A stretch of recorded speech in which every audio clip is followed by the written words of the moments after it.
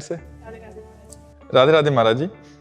महाराज जी, मेरा प्रश्न है कि भगवान को प्रसन्न कैसे करें ताकि वो हमारी मनोकामना पूरी करें। आपने बताया था कि तप करना चाहिए, तो कैसे तप किया जाए, कोई व्रत किया जाए कि हमारा मनोकामना पूरी। पहली बात तो एकादशी व्रत शुरू करो, फिर जैसे भगवान शिव की उपासना तो सोमवार व्रत शुरू करो, भगवान शंकर का अभिषेक करो, नाम जप करो, कुछ पाठ करो और वो भगवान को प्रदान करो, फिर भगवान से प्रार्थना करो। एक तो ये डिपार्टमेंट हो गया, और एक हो गया कि लाडले प्रभु मैं आपकी लाडली हूँ, मैं जैसी हूँ आपकी हूँ, मेरे से कुछ नहीं बनेगा, आप अपने हिसाब से मेरी आवश्यकताओं की पूर्ति कर दें, मेरे हिसाब से नहीं, मेरे हिसाब से नहीं, मेरा हिसाब तो बहुत छोटा है, नाथ आप अपने हिसाब से कीजिए, जोई जोई प्यारो करे सोई मोई भावे।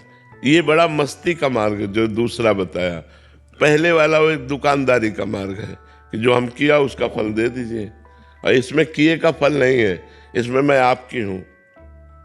जैसे गोदनामा में नहीं होता पूरी प्रॉपर्टी गोदनामे वाले के ऊपर, ऐसे ही भक्त को भगवान अपना सर्वस्व समर्पित कर देते हैं।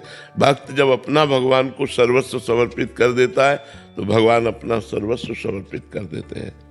तो जितना हमारा समर्पण जोर का होगा उतना ही हमें आनंद की अनुभूति होगी। एक ये मार्ग है, और एक ये मार्ग है कि जितनी जोर का हम तप करेंगे, व्रत करेंगे, उसका वैसे ही फल हमको प्राप्त होगा। ये कमजोर मार्ग है, इसमें हम कितना करेंगे। और ये मार्ग है कि सीधे भगवान अपना ऐश्वर्य, ज्ञान, वैराग, भक्ति, प्रेम जो चाहिए उसका खजाना खोल देते हैं और भक्त निहाल हो जाता है। तो भगवान का बनने में ज्यादा लाभ है।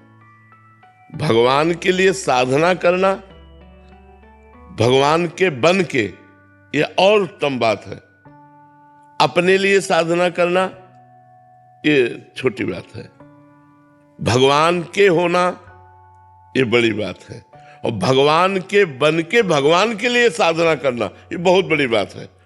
इसी से भगवत प्रेम प्राप्त होता है, इसी से मोक्ष प्राप्त होता है।